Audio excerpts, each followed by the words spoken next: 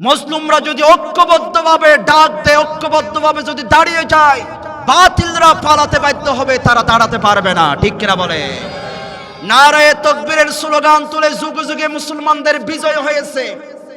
গতকাল শান্তা রহমান জকসু, সেখানের একটা শান্তা রহমান নামক একজন মেয়ে, এই মেয়েটা একটা প্রোগ্রামে যখন নারায়ে তাকবীর আল্লাহু আকবরের স্লোগান তুলেছেন, যারা তার চতুর্পাশের ছিল তারা তার থেকে মাইক কেড়ে নিয়েছে এবং তারা তাকে বুয়া বুয়া বলে তাকে বেইজ্জত করেছে, তাকে অপমান করেছে শুধুমাত্র আল্লাহর নাম নেওয়ার কারণে। ঠিক কিনা বলে? আল্লাহর নাম নেওয়ার কারণে তাকে বেইজ্জত করেছে।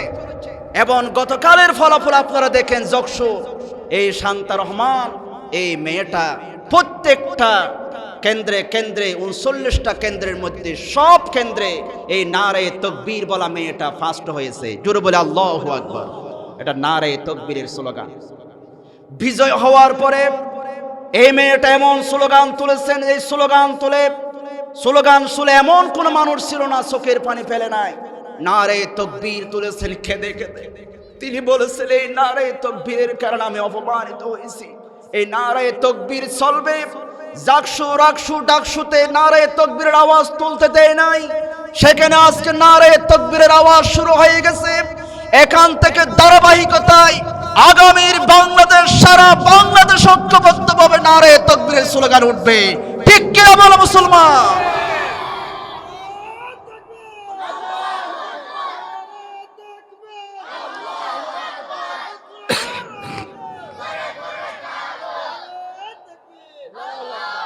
তিনি এভাবে নারায়ে তাকবীর দিয়েছেন, বলেছেন রবের বড়ত্ব হবে আল্লাহর, আমাদের বিজয় এটা আল্লাহর দেওয়া বিজয়। এই নারায়ে তাকবীর দেওয়ার কারণে তিনি সম্মানিত হয়েছেন। যুগে যুগে যারা নারায়ে তাকবীরের স্লোগান তুলেছেন তারাই বিজয় হয়েছে। ঠিক কিনা বলে? নারায়ে তাকবীরের বিরোধিতা যারা করেছে পরাজিত হয়েছে। হযরত মূসা আলাইহিস সালাম নারায়ে তাকবীরের আওয়াজ তুলেছেন, আল্লাহর নামের তাকবীর তুলেছেন। ফেরাউন পরাজিত হয়েছে, বাধা দিয়েছে, ফেরাউন টিকতে পারে নাই।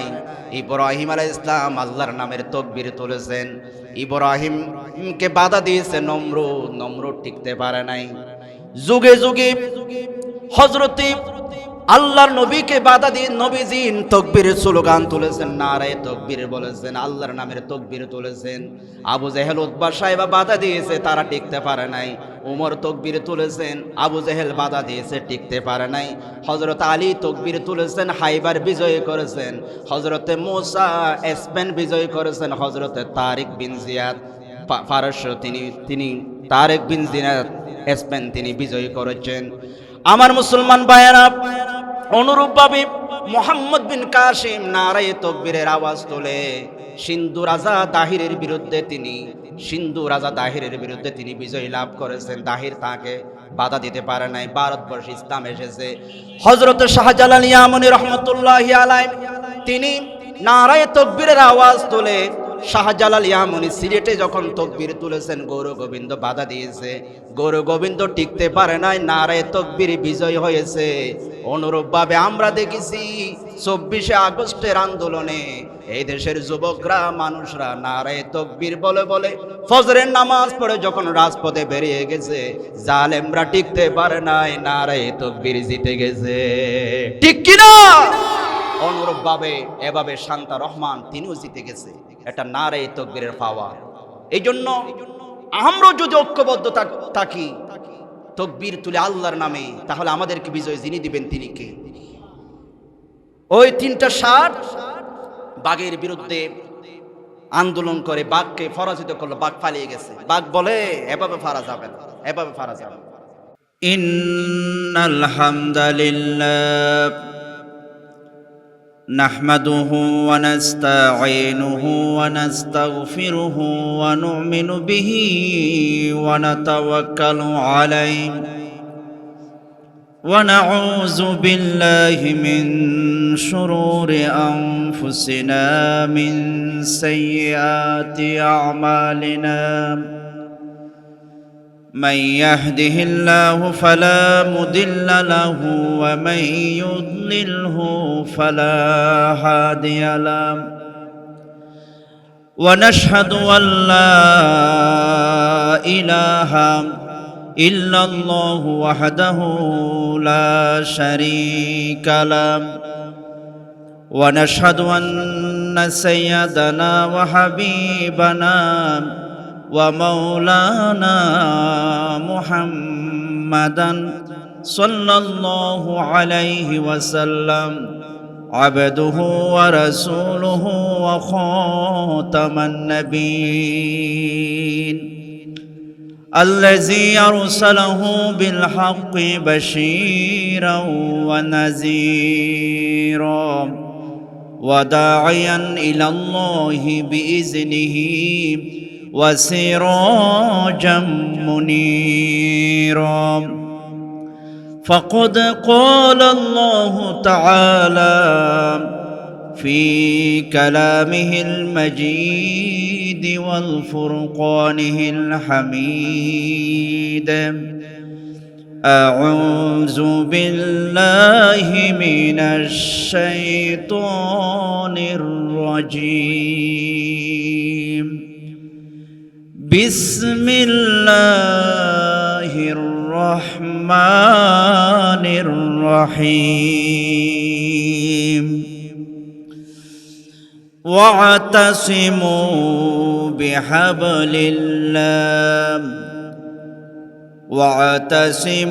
بحبل الله جميعا ولا تفرقوا واذكروا نعمة الله عليكم إذ كنتم أعداء فألف بين قلوبكم فأصبحتم بنعمته إخوانا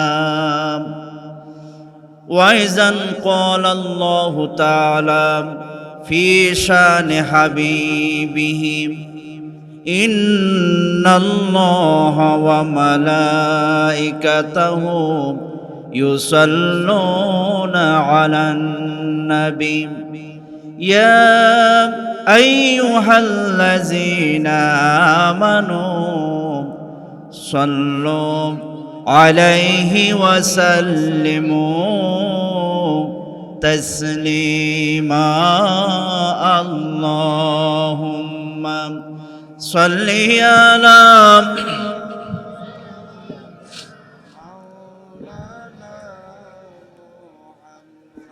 وعلى آل سيدنا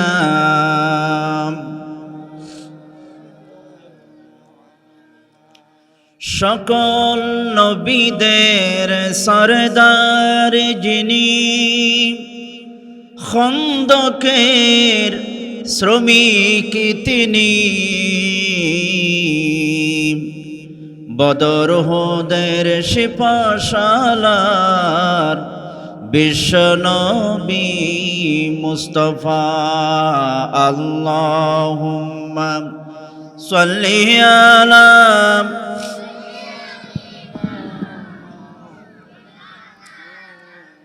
وعلى آل سيدنا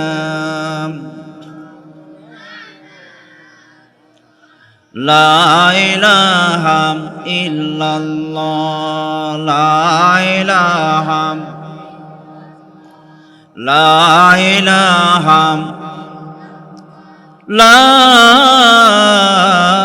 إله إلا الله মুহাম্মাদুর রাসূলুল্লাহ সাল্লাল্লাহু আলাইহি ওয়াসাল্লাম। অধ্যক্ষের আয়োজিত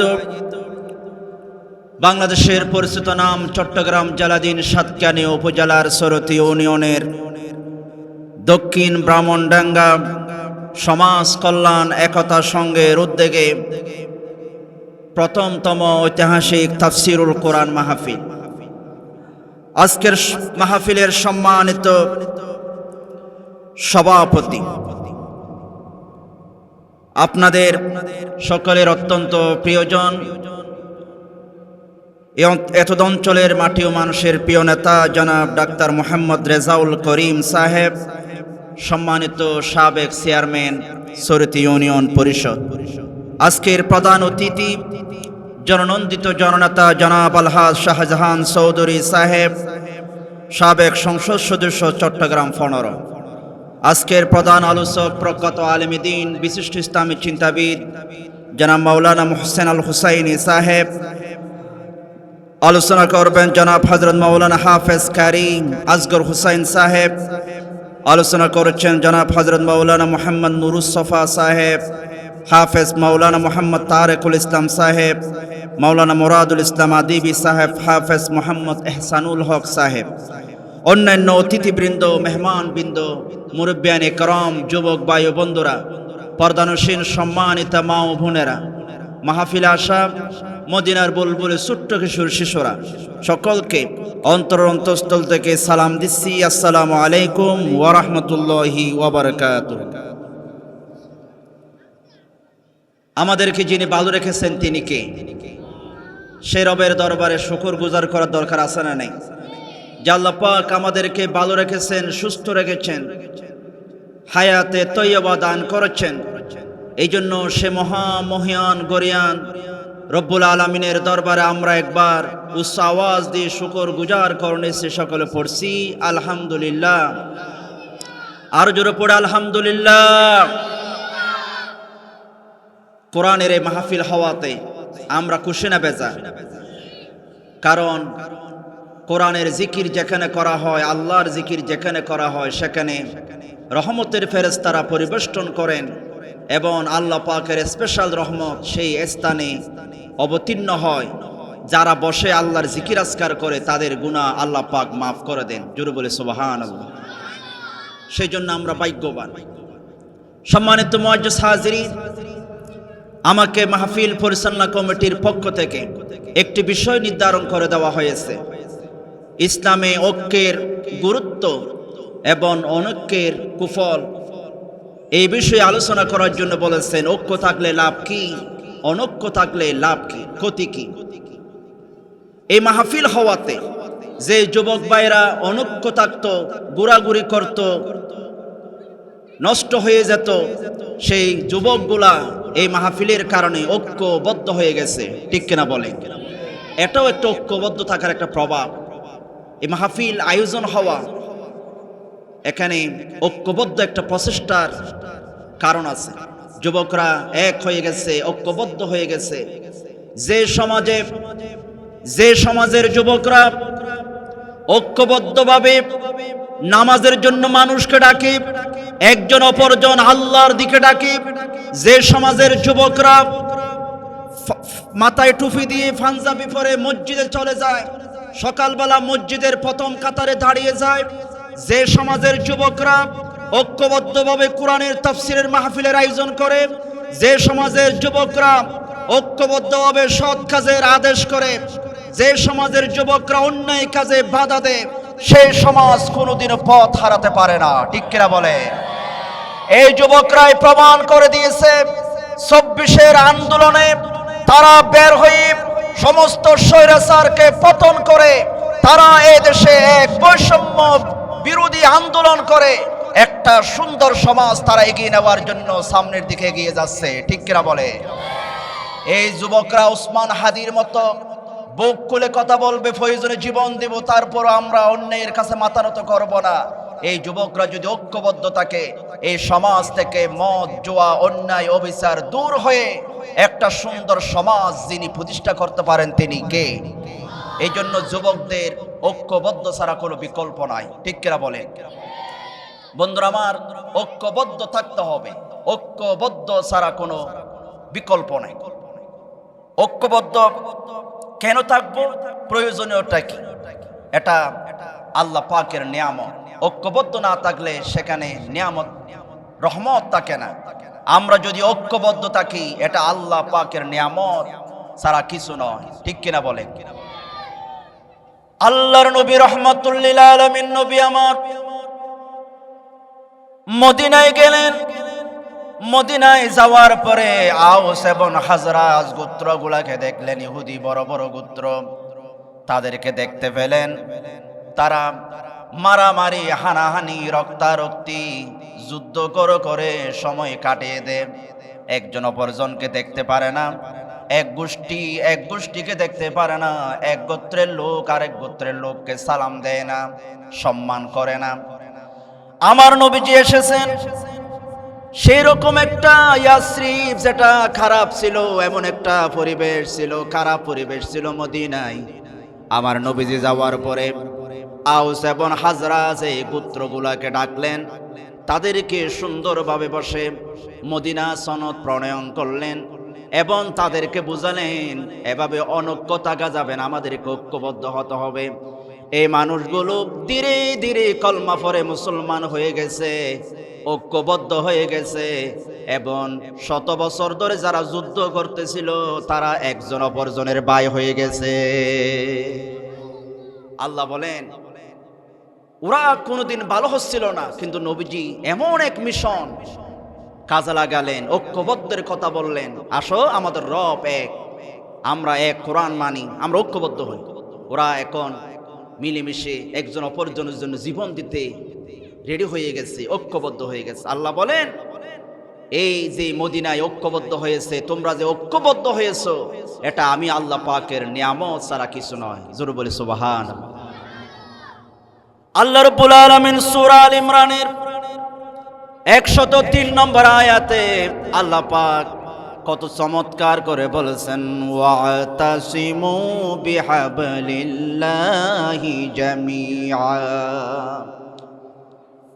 ওয়াতাসিমু বিহাবলিল্লাহি জামিআ ওয়ালা তাফাররাকু।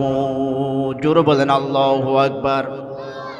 আল্লাহ পাক বলেন তোমরা ওয়াতাসিমু বিহাবলিল্লাহ, তোমরা আল্লাহর রজ্জু ধরো, আল্লাহর রশি ধরো, আল্লাহর এই বাণী ধরো, এটা ধরে তোমরা ঐক্যবদ্ধ হয়ে যাও। খবরদার তোমরা পৃথক হয়ে যাও না। আমরা ঐক্যবদ্ধ হব। ঐক্যবদ্ধ হওয়ার যে সামনে যে আমাদের সামনে মডেল থাকবে, এই মডেলের নাম হচ্ছে এই কোরআন। ঠিক কিনা বলে? হাবলুল্লাহ, আল্লাহর রশি। আল্লাহ বলেন এটাকে তোমরা শক্ত করে ধরো, পৃথক হয়ে যাও না। পৃথক হলে পরে তোমরা জাহান্নামে চলে যাবা। আর যদি কোরআনকে সবাই মিলেমিশে ঐক্যবদ্ধভাবে ধরে থাকতে পারো, এই কোরআনকে আমি টান দিব, এই কোরআনের সাথে তোমরা জান্নাতে চলে আসবা। সুবহানাল্লাহ। আল্লাহ বলেন আমি এই হাবলুল্লাহ দিয়েছি, তোমরা এটাকে শক্ত করে ধরে থাক। আল্লাহ পাক বলেন ওয়ালা তাফাররাকু, তোমরা পৃথক হয়ে যাও না, মারামারি করো না, ঐক্যবদ্ধ তোমরা থাকো। ওয়াজকুরু নি'মাতাল্লাহি আলাইকুম ইয কুনতুম আ'দাআ। আল্লাহ পাক বলেন তোমরা স্মরণ করো ওই সময়ের কথা যখন তোমরা শত্রু ছিলে, একজন অপরজনকে দেখলে মারামারি করতা, একজন অপরজনের কিছু সহ্য করতে পারতা না, তোমরা শত্রু ছিলা। ফাআল্লাফা বাইনা কুলুবিকুম, এবং আল্লাহ পাক তোমাদের অন্তরে ভালোবাসা তৈরি করে দিয়েছেন, সৃষ্টি করে দিয়েছেন, মহব্বত তৈরি করে দিয়েছেন। এর বিনিময়ে তোমরা এখন বন্ধু হয়ে গেছো, একজন অপরজনকে জড়াইয়া ধরো, একজন অপরজনের জন্য তোমরা জীবন দিতে তৈরি হয়ে যাও। ফাসবাহাতুম বিনি'মাতিহি ইখওয়ানা, তোমরা আমার নিয়ামতে, আল্লাহ পাকের নিয়ামতে এই যে ঐক্যবদ্ধ থাকলা, এটার নিয়ামত, এর অনুগ্রহে তোমরা এখন ইখওয়ানা, বাই বাই হয়ে গেছো। তাহলে আমরা যদি এই ব্রাহ্মণডাঙ্গা এলাকার মানুষ, আপনারা যদি ঐক্যবদ্ধ থাকতে চান, কোরআন ধরতে হবে, ইসলাম ধরতে হবে, আল্লাহকে এক মেনে চলতে হবে, নবীকে আদর্শ মেনে চললেই আমরা ঐক্যবদ্ধ থাকতে পারবো। ঠিক কিনা বলে? আর কোন দুনিয়ার মানুষের মন্ত্র তন্ত্র দিয়ে আমরা ঐক্য হতে পারবো না, কারণ তারা আমাদেরকে অনৈক্য করে তারা নিজেদের স্বার্থ হাসিল করতে চাইবে, তারা আমাদেরকে ঐক্য থাকতে দিবে না। এই জন্য আমাদেরকে কোরআনের দিকে ফিরে আসতে হবে। এই কোরআন ছাড়া ঐক্যের কোনো মডেল নেই, আছে নাকি? নেই। তাহলে আমরা বুঝলাম ঐক্যবদ্ধ থাকাটা আল্লাহর নিয়ামত। যে সমাজের মধ্যে ঐক্য নাই, সামাজিকতা নাই, মিলেমিশে থাকে না, একজন বড় লোক বড় বিল্ডিং এর মালিক, উনি বলে আমি সমাজে থাকবো না, আমার কোনো কিছু অভাব নাই, আমি একা থাকবো। আর একজন বলে আমি তোমাদের সমাজে থাকবো না, আমি একা থাকবো। এরকম করে যদি সমাজ থেকে বেরিয়ে যায় তাহলে অনৈক্য লেগে যাবে, সমাজে শান্তি আসবে না। যিনি বড় লোক হয়ে বের হয়ে গেছে সমাজ থেকে, উনিও একদিন বিপদে পড়বে, আপনাদেরকে ওনারও লাগবে। এই জন্য ঐক্যবদ্ধ ছাড়া কোনো বিকল্প নাই, থাকতে হবে। মানুষ সামাজিক জীব, মিলেমিশে থাকতে হবে, এটা আল্লাহ পাকের নিয়ামত। সম্মানিত মুআজ্জাজ হাজিরিন, শান্তির জন্য রসুল চেষ্টা করেছেন। রসুলের ভিশন ছিল সমাজে শান্তি প্রতিষ্ঠা করা, চেষ্টা করেছেন রসুলের পাক শান্তি প্রতিষ্ঠা করার জন্য। আল্লাহ পাক বলেন, এই যে সমাজে ঐক্য, রাষ্ট্রে ঐক্য, পরিবারে ঐক্য, ঐক্য প্রতিষ্ঠার জন্য এটা সমস্ত নবীদের কাজ। আমি নবীদেরকে কাজ দিয়েছি, আপনারা দুনিয়ায় যাওয়ার পরে সমাজের মধ্যে ঐক্য প্রতিষ্ঠা করবেন।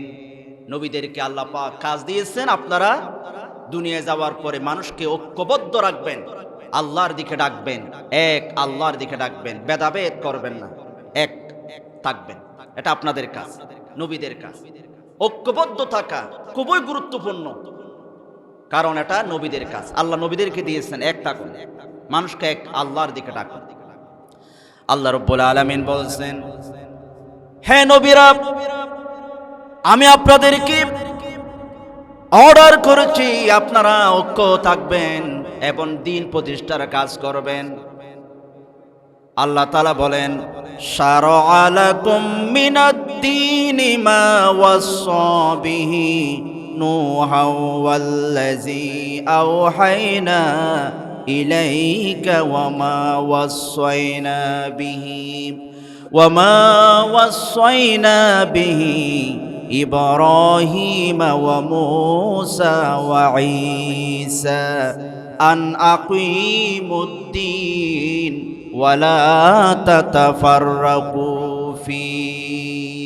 জোরে বলেন আল্লাহু আকবার। আল্লাহ পাক বলেন, শারআ লাকুম, বিধান, শরীয়ত, আপনাদের জন্য শরীয়ত দেওয়া হলো, আপনাদের জন্য বিধান দেওয়া হলো, আপনাদেরকে অর্ডার দেওয়া হলো। এ নবীরা শোনেন, আমি আপনাদেরকে কাজ দিচ্ছি। এই কাজটা আমি দিয়েছি কাকে? নূহ আলাইহিস সালামকে দিয়েছি। ওয়াল্লাযী আওহায়না ইলাইকা, এবং আপনার উপরে যে ওহী নাজিল করেছে এখানেও আমি এই কাজটা দিয়েছি। ওয়া মা ওয়াসাইনা বিহি ইব্রাহিমা ওয়া মূসা ওয়া ঈসা, এই কাজটা আমি ইব্রাহিমকে দিয়েছি, ঈসা আলাইহিস সালামকে দিয়েছি, এবং মূসা আলাইহিস সালামকে আমি কাজটা দিয়েছি। এতজন নবীকে যে কাজটা দিয়েছেন, এই কাজটাকে ছোট কাজ নাকি বড় কাজ? জোরে বলতে হবে, কাজটাকে ছোট নাকি বড়? বড়। কারণ এই কাজটা গুরুত্ব রয়েছে বলে নবীদেরকে এক এক করে নাম দিয়ে দিয়ে বলতেছেন, এই কাজ আপনাদের কাজ, আপনাদেরকে করতে হবে। কাজটা কি?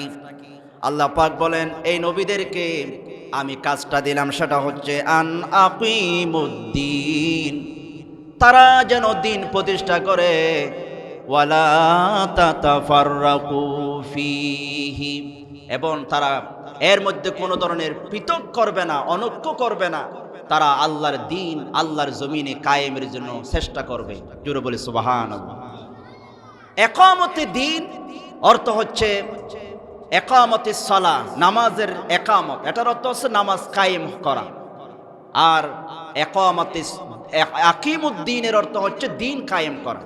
সমাজের মধ্যে দিনের বিধানগুলো, দিনের কাজগুলো সমাজের মধ্যে পরিচালিত হওয়া, দিন অনুযায়ী সমাজ পরিচালনা হওয়া, কোরআন অনুযায়ী সমাজ পরিচালনা করা, রাষ্ট্র পরিচালনা করা, এটা হচ্ছে নবীদের কাজ। ঠিক কিনা বলে? আজকে যদি কেউ দিনের কথা বলে, ইসলামের কথা বলে, দিন কায়েমের কথা বলে, তখন অনেকে তাদেরকে এক এক ধরনের ট্যাগ লাগায়, রাজাকার ডাকে, মোল্লা ডাকে। ঠিক কিনা বলে? আমরা বলি দিন কায়েমের কাজ এটা নবীদের কাজ, দিন কায়েমের কাজ সাহাবীদের কাজ, দিন কায়েমের দায়িত্ব বর্তমানে আলেমদের উপরে, দিন কায়েমের দায়িত্ব বর্তমান সারা বিশ্বের মুসলমানদের উপরে বর্তায়। ঠিক কিনা বলে? এই দিন কায়েমের জন্য কাজ করা মানে নবীর কাজ আমাদেরকে করতে হবে। এটা হচ্ছে দিন কায়েমের কাজ, করতে হবে। এখন আপনি বলেন, হুজুর আপনি করেন। দিন কায়েমের কাজ আপনারা করেন, এটা নবীদের কাজ যেহেতু গুরুত্বপূর্ণ, আপনারা হুজুররা করেন, আপনারা তো নবীদের ওয়ারিস। আমরা সাধারণ মানুষ, এটা আমাদের করার দরকার নেই, আপনারা করেন।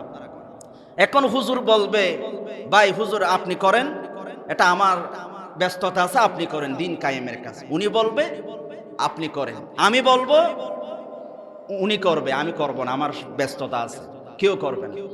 তাহলে কাজটা করবে কে? দিন কায়েমের কাজটা করবে কে? একজন বাদশা মন্ত্রীকে বলছেন আমার কথা সবাই মানে, আমি এই রাষ্ট্রের বাদশা, আমাকে সবাই মানে। মন্ত্রী বলে না, আপনাকে মনে হয় মানে না সবাই। হ্যাঁ মানে, তাহলে আপনি এক কাজ করেন, পরীক্ষা করেন। আপনি অর্ডার দেন আগামীকালকে রাত্রিবেলা আমার দেশের সমস্ত মানুষ 1 কেজি করে দুধ আমার ঘরের সামনে যে একটা বিশাল পুকুর আছে, এই পুকুরের মধ্যে সবাইকে রাত্রে অন্ধকারে ফেলতে হবে। 1 কেজি করে দুধ ফেলতে হবে, এটা আমার অর্ডার, বাদশার অর্ডার। বাদশা সবাইকে বলে দিয়েছে, সবাই রাত্রে 1 লিটার করে দুধ আমার বাড়ির সামনে পুকুরে তোমরা ফেলবে, বাদশার অর্ডার। দেখি রাত্র হয়ে গেল গভীর। এখন আমি চিন্তা করলাম বাদশার অর্ডার মানতে হবে, 1 কেজি করে দুধ নিয়ে পুকুরে ঢালতে হবে। কিন্তু আমি পানি দুধ ডালবো না, আমি 1 লিটার পানি নিয়ে যাই, কারণ হুজুর সবাই তো দুধ ডালবে, এখানে যদি 1 লিটার পানি ডালি অসুবিধা হবে না, আমি 1 লিটার পানি ডালবো, দরকার নেই দুধ ডালার। আমি 1 লিটার পানি ডাললাম অন্ধকারে। হুজুরও বলল সবাই তো দুধ ডালবে, আমিও পানি ডালি। এখন আপনিও বলবেন সবাই দুধ ডালবে, আমিও পানি ডালি। সকালবেলা দেখা গেছে হাজার হাজার লক্ষ মানুষ, যে পুকুরে দুধ ফেলার কথা, পুকুর ফুরিয়ে যাওয়ার কথা, কেউ দুধ ডালে নাই, সবাই পানি ঢেলেছে, উনি ডালবে। ঠিক কিনা? কথা কি বুঝছেন? সবাই চিন্তা করেছে অমুকে ডালবে, আমি পানি ডালে অসুবিধা নেই, কিন্তু এইরকম করে করে সবাই কি ডালছে? পানি ডালছে, কেউ দুধ ডালে নাই। অনুরূপ ভাবে কেউ যদি দিন কায়েমের কাজ না করে অমুকে করবে অমুকে করবে, এটা হবে না। এই দিন কায়েমের কাজ এটা নবীদের কাজ, আমরা নবীকে ভালোবাসি, নবীর উম্মত হিসাবে এটা আমাদের সবার কাজ। ঠিক কিনা বলে? আর জোরে বলেন ঠিক কিনা? দিনের পথে আমাদেরকে অবিচল থাকতে হবে, কায়েমে কাজ করে যেতে হবে, আপনাকে কাজ করতে হবে। নবীদের কাজ হলো দিন কায়েমের কাজ, এবং পৃথক হইও না, ঐক্যবদ্ধ থাকো, এটা নবীদেরকে বলছেন আল্লাহ তাআলা। আমার মুসলমান ভাইয়েরা, সব নবীরা এক ছিল, নবীদের মিশন ছিল এক, সবাই দাওয়াত দিত এক আল্লাহর দিকে, এক আল্লাহর ওয়াহদানিয়তের দিকে সবাই ডাকতো। পরে বিভক্ত হয়ে গেছে। আল্লাহ তাআলা বলেন, ওয়া ইন্না হাযিহি উম্মাতুকুম উম্মাতাও ওয়াহিদা ওয়া আনা রাব্বুকুম ফাত্তাকুন। আল্লাহ পাক বলেন, এটা হচ্ছে হাযিহি উম্মাতুকুম, এটা তোমাদের মধ্যে দল, উম্মাতুন ওয়াহিদা, তোমরা তো এক দল ছিলে, ওয়া আনা রাব্বুকুম, আমি তোমাদের রব ছিলাম, ফাত্তাকুন, তোমরা তাকে ভয় করো। নবীরা যে এক ছিল, নবীদের রব কয়জন ছিল? বলে আমাদের রব কয়জন? আমাদের আল্লাহ কয়জন? আল্লাহ বলেন সবাই তো আমাকে মেনে এক থাকতা, কিন্তু এখন তোমরা কি করেছো? এখন তোমরা ফাতাকাত্তাউ আমারহুম বাইনাহুম যুবুরান কুল্লু হিজবিম বিমা লাদাইহিম ফারিহুন। এখন তোমরা দলে দলে হয়ে গেছো, পৃথক হয়ে গেছো। এক দল বলে আমি কওমি, আরেক দল বলে আমি সুন্নি, এক দল বলে আমি সরকারি, আরেক দল বলে আমি বেসরকারি। এরকম করে করে তোমরা দলে দলে পৃথক হয়ে গেছো। ঠিক কিনা বলে? আগে তো সবাই এক ছিল, সবাই তো এক কোরআন মেনে, এক আল্লাহ মেনে, এক নবীকে মেনে তোমরা ঐক্যবদ্ধ ছিলা। এখন তো তোমরা পৃথক হয়ে গেছে। আমার মুসলমান ভাইয়েরা, তাহলে আমাদেরকে ঐক্যবদ্ধ থাকতে হবে। ঐক্যবদ্ধ থাকার মডেল হবে আমাদের আল্লাহ এক, নবী এক, কিতাব এক, এটা হবে আমাদের মডেল। এটার ভিত্তিতে আমাদেরকে এক থাকতে হবে। আমাদের প্রভু এক, এক নবীর উম্মত, জীবন বিধানে ওই শিবানী কোরআন। বলেন আমাদের প্রভু এক, এক নবীর উম্মত, জীবন বিধানে ওই শিবানী কোরআন। তবে কেন এক নও হে মুসলমান, এক হও করি আহ্বান। ঠিক কিনা? বাইতুল্লাহ এ মদিনা শরীফে, উহুদ পাহাড়ে, বদরের মাঠে, একটা তো জীবনার মরণ তো একেবার, সকলের তরে আছে কি স্থান। তবে কেন এক নাও হে মুসলমান, এক হও করি আহ্বান। ঠিক কিনা? আমাদের রব যেহেতু এক, আমাদের কোরআন যেহেতু একটা, নবী যেহেতু এক, আমাদেরকেও এক দল হয়ে থাকতে হবে। এই দল হবে আল্লাহর দল। জোর বলেন কার দল? আরো জোর বলেন কার দল? আমাদের পরিচয় হবে আমরা মুসলমান। এই দল, এই পরিচয়ে আমরা টিকে থাকবো, এক হয়ে থাকবো। যদি পৃথক হয়ে যায় অশান্তি লেগে যাবে সমাজের মধ্যে। সম্মানিত মুআজ্জিজ হাজিরিন, এখন আপনারা বলবেন হুজুর আপনাদের মধ্যে আপনারা হুজুররা বহুমত, আমরা যাব কোন পথ? হুজুররা দলাদলি, একজনে সান টুফি, একজনে গুল টুফি, আরেকজনে ফাঁসকুল্লি টুফি। এটা নিয়ে হুজুরদের মধ্যে মারামারি আসে না নাই? হুজুর এখন আপনারা এভাবে বিভেদ করেন, ফাটাফাটি করেন, মতবিরোধ করেন, এখন আমরা কোন দিকে যাব?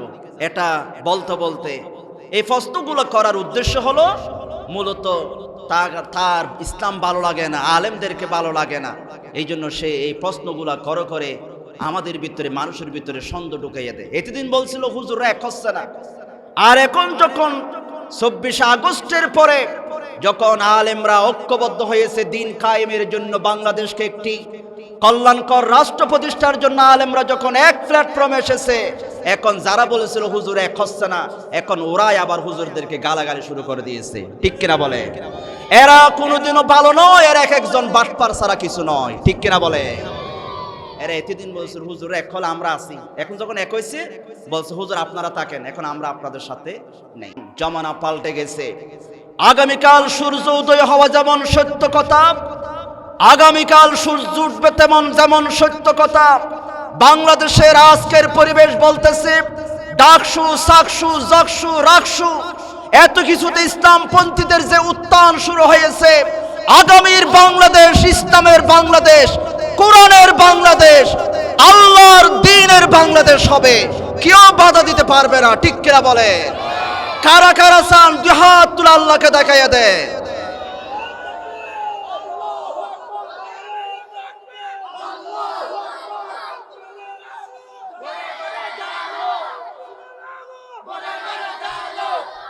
বন্ধুরা আমার, আমাদেরকে এক থাকতে হবে, কারণ আমাদের রব কয়জন? একজন। এক থাকতে হবে। আপনি যদি পৃথক হন এটা আপনার জন্য কপাল ফোড়া।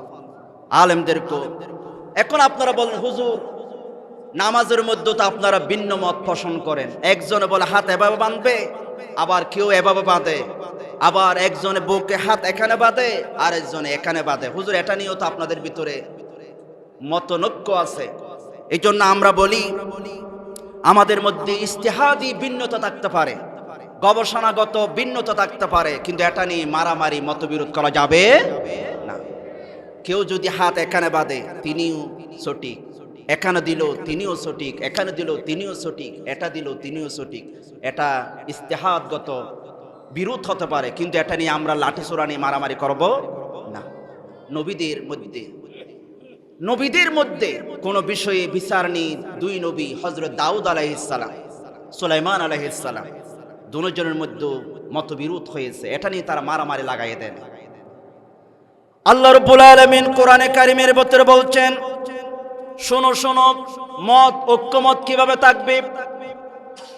ওয়া দাউদ ওয়া সুলাইমান ইয ইয়াহকুমানি ফিল হারস ইয নাফাশাত ফীহি গনামুল কওম ওয়া কুন্না লিহুকমিহিম শাহিদিন। জোরে বলেন আল্লাহু আকবার। আল্লাহ রাব্বুল আলামিন বলছেন দাউদ আলাইহিস সালাম এবং সুলাইমান আলাইহিস সালাম দুজন একটা বিচার নিয়ে দাউদ আলাইহিস সালামের কাছে এক গোত্র একজন মানুষ বিচার নিয়ে আসছে, বাদশা সাহেব অমুকের ছাগলে গণমূল কম, অমুক এলাকার অমুক গোত্রের পশ্চিম ব্রাহ্মণডাঙ্গার কিছু ছাগল এসে আমাদের এলাকার ধানটা খেয়ে ফেলছে, আপনি বিচার করেন। দাউদ আলাইহিস সালাম বিচার করলেন, এই ছাগলগুলো সব তুমি নিয়ে যাও, দানগুলো তুমি ঠিক করে দাও, ছাগলগুলো তুমি নিয়ে যাও। এই বিচার যখন ছাগলগুলো দিয়ে দিয়েছি, যিনি ছাগলের মালিক তিনি কাঁদতেছে, হায়রে আমি কেমন বিচার পেলাম, আমার ছাগলগুলো দিয়ে দিয়েছি অল্প দান খেয়েছে বলে তিনি কাঁদতেছে। হযরতে সুলাইমান আলাইহিস সালাম ছোট মানুষ খেলতেছে, তিনি যখন এক কান্না দেখলেন কি হয়েছে তিনি ঘটনা বললেন। সুলাইমান আলাইহিস সালাম বলেন, আমি যদি বিচার করি এইরকম বিচার করব না। কিরকম? বাপের কাছে আসলেন, বাপ বলো তুমি কিরকম বিচার করবা ছোট ছেলে? সুলাইমান আলাইহিস সালাম বলছে, আব্বু আমি যদি বিচার করি বিচারটা হবে এরকম, যিনি যার দান খেয়েছে উনাকে বলবো তুমি উনার ছাগল থেকে তুমি উপকার ভোগ করো, দুধ খাও এবং উনাকে বলবো তুমি দানটা যতদিন পর্যন্ত ঠিক হয় না, আগের মতো হয় নাই, এটা তুমি দেখাশোনা করো, দান ঠিক হয়ে গেলে তোমার ছাগল তুমি নিয়ে নেবা, তোমার দান তুমি নিয়ে নেবা, আমি এইরকম বিচার করব। সুলাইমান আলাইহিস সালাম বলছেন, এই বিচারটা আমার ভালো লেগেছে, আমি আগের রায় থেকে ফিরত আসলাম, আমার ছেলের রায়টা আমি কার্যকর করলাম। জোরে বলি সুবহানাল্লাহ। দুজনের মধ্যে মতবিরোধ হয়েছে, তারা এটা নিয়ে মারামারি দেয়, অথচ দুজন নবী। আল্লাহ পাক বলেন, ফাফাহামনাহা সুলাইমানা ওয়া কুল্লান আতাইনা হুকমান ওয়া ইলমা। দুজন নবী বিচার ভিন্নতা হয়েছে, এটা নিয়ে তারা মারামারি দেন। অনুরূপভাবে আমাদের মতের ভিন্নতা হবে, এটা নিয়ে মারামারি করা যাবে না। দাউদ আলাইহিস সালামের কাছে বিচার নিয়ে আসছে দুইজন মহিলা বেড়াত কোথাও যাচ্ছে, পাহাড়ে রাত হয়ে গেছে, দুইজন ছেলে আছে একসাথে ঘুমাচ্ছে, দুইজন মহিলা এক পাশে ঘুমাচ্ছে। বাঘ এসে একজনের ছেলেকে নিয়ে গেছে, আর ছেলে আছে কয়টা? কথা বুঝতেছেন? কয়টা? একটা। দুজন মহিলা ঘুম থেকে উঠে দেখে ছেলে আছে একটা, তখন দুজনে বলতেছে এই ছেলেটা আমার, আরেকজনে বলতেছে এটা আমার, লাগছে মারামারি। দুজন বলে এটা আমার, এই তোমারটাকে নিয়ে গেছে বাঘে, উনি বলেন না আমারটা। এখন দুজন হযরতে দাউদ আলাইহিস সালামের কাছে গেছে বিচার নিয়ে।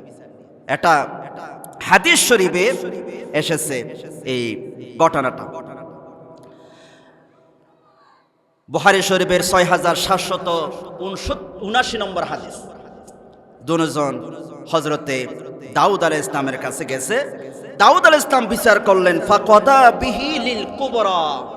দাউদ আলাইহিস সালাম ওদের কথা শুনে ছেলেটাকে, বড় যিনি মহিলা যিনি একটু বয়স্ক উনাকে ছেলেটাকে দিয়ে, এই যাও এটা তোমার ছেলে, নিয়ে যাও। এখন ছোট মহিলাটা আসলে ছোট মহিলার ছেলে কাঁদতেছে, হায় রে আমি কি করলাম, আমি তো বিচার পাই, আমার ছেলে আমার চোখের সামনে ওই মহিলাটা নিয়ে যাচ্ছে, মিথ্যা বলে। ছোট মহিলা যখন কাঁদতেছে, সুলাইমান আলাইহিস সালাম তিনি শুনলেন, তিনি দেখলেন, ও মা তুমি কাঁদো কেন? মহিলাটা বলতেছে, ও সুলাইমান ছোট মানুষ, তোমাকে বলে লাভটা কি? আমার নিজের ছেলে দাউদ আলাইহিস সালাম তিনি নবী, তিনি তো এরকম করে বিচার দিয়েছে, ওনাকে দিয়ে দিয়েছে। সুলাইমান আলাইহিস সালাম বলেন, এদিকে আসেন, আমি যদি বিচার করি অন্যরকম বিচার করব। দাউদ আলাইহিস সালাম শুনলেন, এই ছেলে, আব্বু তুমি এগুলো কি বলো, তুই আবার কি রকম বিচার করবো? আমি করছি না, না আব্বু আমি অন্যরকম করবো, করো তো দেখি কিভাবে বিচার করো। হযরত সুলাইমান আলাইহিস সালাম বিচার করলেন, আতুনি বিসিকিনি আশুকুহু বাইনাহুমা। সুলাইমান আলাইহিস সালাম জল্লাদকে বলেন, আমার জন্য আতুনি বিসিকিন, আমার জন্য একটা ছুরি নিয়ে আসো, তরবারি নিয়ে আসো, ছুরি নিয়ে আসো। এই ছেলেটাকে আমাদের সামনে রাখো, টেবিলে রাখো, একটা ছুরি দিয়া তরবারি দিয়ে আবার একটা কোপ দিবা, দুই টুকরা হয়ে যাবে। দুই টুকরা হয়ে যাওয়ার পরে দুইজনকে দুই টুকরা দিয়ে দাও। এটাই হলো ন্যায় বিচার, কারণ দুইজন মহিলা এক ছেলের দাবিদার। এটাই হলো ন্যায় বিচার, কেটে দুই টুকরা করে ফেলো, দুজনকে দিয়ে দাও। হাদিস শরীফ এসেছে ফাকালাতুস সুগরা, ছোট মহিলাটা বলতেছে যিনি সুলাইমানকে বিচার দিয়েছে, ছোট মহিলাটা বলতেছে লা তাফআল ইয়ারহামুকাল্লাহ, ও ছেলে আল্লাহ তোমার উপর রহমত করো, তুমি আল্লাহর ওয়াস্তে এটা করো না, আল্লাহর ওয়াস্তে এই ছেলেটাকে মেরো না, আমার কোনো দাবি নাই, আমি আমার দাবি ছেড়ে দেব, আমার এই ছেলেটা প্রয়োজনে বড়টাকে দিয়ে দাও, আমার কোনো দাবি নাই, তুমি দয়া করে ওনাকে দিয়ে দাও, এটাকে কাটিও না। হুয়া ইবনুহা, এই ছেলেটা ওই মহিলার, ফাকাদা বিহি লিসসুগরা, তখন সুলাইমান আলাইহিস ইসলাম দেখতেছে মহিলাটা কাঁদতেছে, ছোট মহিলাটা বলতেছে এটা ওনাকে দিয়ে তো, এটা বড়ের লিল কুবর, এটা বড়র ছেলে দিয়ে দেন, অসুবিধা নেই। সুলাইমান আলাইহিস ইসলাম বুঝেছেন মা কোনোদিনও শিশু সন্তান কেটে ফেলবি তো দূরের কথা, সন্তান জ্বর হলে মা সহ্য করতে পারে না, সারা রাত মা সন্তানের পাশে বসে বসে তাহাজ্জুদ পড়ে আল্লাহর কাছে দোয়া করে, ও আল্লাহ আমাকে ভালো রাখা, আমার ছেলেকে ভালো করে দাও, আমার ছেলেকে ভালো করে দাও, আমার ছেলে জ্বরে কষ্ট পাচ্ছে, আমি সহ্য করতে পারতেছি না। যে মা ছেলের জ্বরে সহ্য করতে পারে না, আল্লাহর কাছে হাওমাও করে কাঁদে, এ মা কেমনে ছেলেকে টুকরা করে ফেলবে, সহ্য করবে? সুলাইমান আলাইহিস সালাম বুঝে গেলেন এই ছেলেটা ছোট মহিলার ছেলে, তখন তিনি বিচার করলেন ফাকাদা বিহি লিসসুগরা, তখন তিনি রায় দিয়ে দিলেন আব্বু এই ছেলেটার মা হলো এই ছোট মহিলা। জোরে বলে আল্লাহু আকবার। সুলাইমান আলাইহিস সালাম সাথে সাথে দাউদ আলাইহিস সালাম সাথে সাথে আগের রায় কার্যকর না করে সাথে সাথে রায়টা আবার লিখলেন, বললেন আব্বু তোমার বিচার আমার ভালো লেগেছে, আমি আমার রায় থেকে ফেরত আসলাম, তোমার রায় আমি কার্যকর করলাম। দুজন মত ভিন্ন, কিন্তু ওরা কি এটা নিয়ে মারামারি করছে? এই জন্য আমাদের মধ্যে ইস্তেহাদগত ভিন্নতা থাকতে পারে, এটা নিয়ে মারামারি করা যাবে। যদি মারামারি করেন সমাজের মধ্যে অনুক্ষ লেগে যাবে, সমাজের মধ্যে শান্তি থাকবে না। এই জন্য আমাদেরকে ঐক্যবদ্ধভাবে আমাদেরকে থাকতে হবে। সাহাবীদের মধ্যে ওদের মধ্যে বিভিন্ন কারণে মতবিরোধ ছিল। সাহাবী অথচ রসুলের খুব কাছের, রসুলের প্রিয়তম, এই সাহাবীদের মধ্যে মাঝে মধ্যে মতবিরোধ ছিল কি ছিল না? ছিল। কিন্তু ওরা এটা আল্লাহ রসুল কি করেছেন, ওরা এটা নিয়ে ফাটাফাটি মারামারি করে নাই, ঐক্যবদ্ধ থেকেছে। হযরতে জাবির ইবনে আব্দুল্লাহ হাদিস বর্ণনা করেছেন বুখারী শরীফে 4905 নম্বর হাদিস। তিনি বলেন কুন্না ফি গাযাতিন ফাকাসা রাজুলুন মিনাল মুহাজিরিন রাজুলা মিনাল আনসার, আমরা একটা যুদ্ধের মাঠে ছিলাম।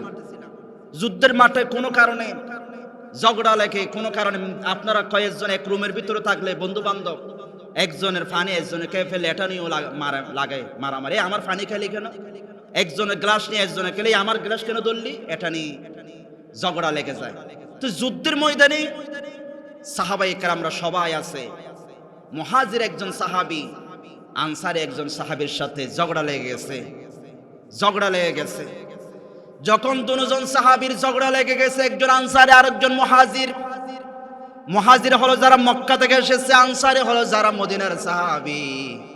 এই আনসারী সাহাবী বলতেছে তুই আমার সাথে ঝগড়া করলি, তোদের নিজেদের দিকে তাকা, তোরা মক্কায় ছিলি, তোদেরকে তোদের এলাকার মানুষরা তাড়িয়ে দিয়েছে, আমরা তোদেরকে স্থান দিয়েছি, তুই আমার সাথে ঝগড়া করিস।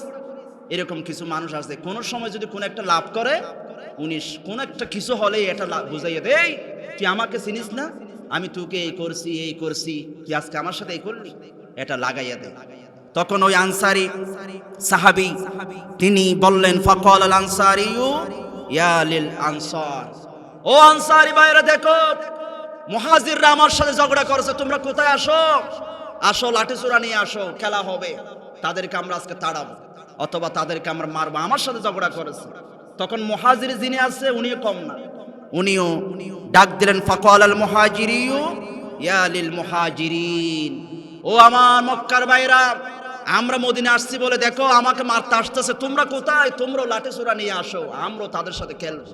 দুজন সাহাবী, দুটো পক্ষ সাহাবী। আল্লাহর নবী যখন, এটা হলো আসাবিয়াত মানে গোত্র প্রীতি, এটা যখন আল্লাহর নবী শুনতে পেলেন, আল ফাসামিয়া যালিকা রাসূলুল্লাহ সাল্লাল্লাহু আলাইহি ওয়াসাল্লাম ফাকালা মা বালু দাওয়াল জাহিলিয়া। আল্লাহর নবী যখন এটা শুনলেন, এটা বুঝতে পারলেন ওরা দুই গোত্র আনসার মুহাজির দুজন আমার সাহাবী, ওরা এখন মারামারি লেগে যাবে, কাটাকাটি লেগে যাবে। আল্লাহর নবী শোনার সাথে সাথে চলে আসলেন, দুনো গ্রুপের সামনে দাঁড়িয়ে গেলেন। দাঁড়িয়ে বলতেছে, ও সাহাবীরা তোমরা কি ছিলা? ও মক্কার সাহাবীরা তোমরা কি ছিলা? আমাকে আল্লাহ পাঠিয়েছেন, ঈমানের মতো দৌলত তোমাদেরকে দিয়েছেন। ও আনসারী সাহাবীরা তোমরা কি ছিলা? ঈমানের মতো দৌলত তোমাদেরকে আল্লাহ দিয়েছেন। জাহিলিয়া যুগের মতো এরকম খেলা হবে এরকম শব্দ দিয়ে তোমরা ডেকো না, তোমরা মিলে মিশে ঐক্যবদ্ধ হয়ে তোমরা থাকো। সুবহানাল্লাহ। আল্লাহ পাক কোরআনে কারিমের আয়াত নাজিল করে দিয়েছে, খেলা হবে এটা কি ভালো শব্দ নাকি খারাপ শব্দ? খেলা হবে বলে কাকু এখন কোথায় ফালাইছে? কোথা ফালাইছে? ফালাইছে দাদার দেশে ফালাইছে। এই জন্য অহংকার করা যাবে না। যারা অহংকার করে শাসন করেছে, জোর করেছে, জুলুম করেছে, আল্লাহ পাক সহ্য করে নাই। ছোট ছোট মাজলুম শিশুদের হাতে তাদেরকে পরিণতি করাইয়েছেন, পরাজয় করাইয়েছেন। ঠিক কিনা বলে? বিজয় মুসলমানদের। এখন এরপর আল্লাহ পাক কোরআনে কারিমের আয়াত নাজিল করলেন, হুজরাতের 10 নম্বর আয়াত, ইন্নামাল মুমিনুনা ইখওয়াতুন ফাআসলিহু বাইনা আখাওয়াইকুম। আল্লাহ রাব্বুল আলামিন বলেন, মুমিনরা তোমরা ভাই ভাই হয়ে থাকো এবং তোমরা ফাসলিহু বাইনা আখাওয়াইকুম, ভাইয়ের মতো করে তোমরা মিলেমিশে থাকো। তোমরা ঝগড়া করো না, মারামারি করো না, মিলেমিশে থাকো, ভাই ভাই হয়ে থাকো। ভাই ভাই হয়ে আমাদেরকে থাকতে হবে।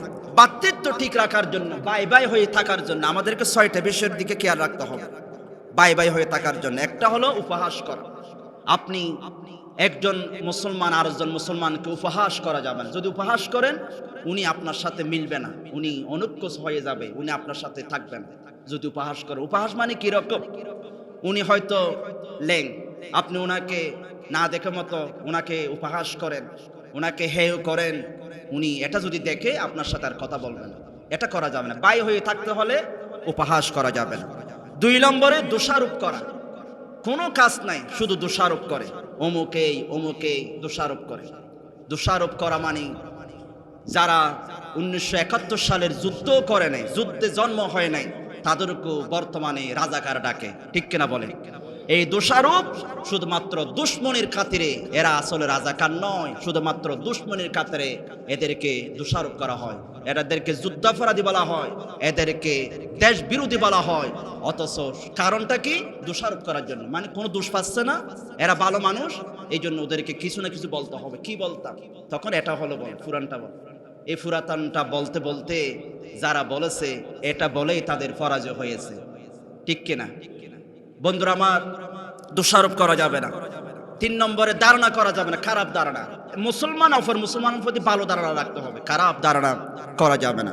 4 নম্বরে সুবুলকুরি করা। একজনের কথা অপরজনকে লাগিয়ে দিলে ভাইয়ের মধ্যে মারামারি লেগে যাবে। এক ভাইকে যাইয়ে বললেন, তোমার ভাই তো তোমাকে গালি দিয়েছে, তোমাকে খারাপ বলেছে, তোমাকে গালি, উনি বলছে আমার ভাই গালি দিয়েছে, ঠিক আছে আমি ওনাকে আর দেখবো না, ওনাকে আর টাকা পয়সাও দিব না। আবার ওনার কাছে যাইয়া বলতেছে, তোমার ভাই তো তোমাকে গালি দিয়েছে। উনি বলেন, তাই নাকি? আমি আর আমার ভাইয়ের সাথে কথা বলবো না। এই যে এটা মিথ্যা একটা ধারণা, একজন অপরজনের ব্যাপারে ধারণা করে, এরকম করে ভ্রাতৃত্ব টিকিয়ে রাখা যাবে না। 5 নম্বরে মন্দ নামে ডাকা যাবে না।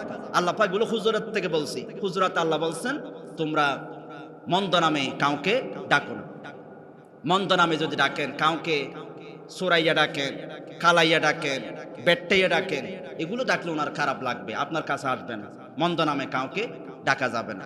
6 নম্বরে গীবত ছেড়ে দিতে হবে। গীবত হলো, আল্লাহ রাব্বুল আলামিন বলছেন, লা ইয়াগুতুম, তোমরা গীবত করো না।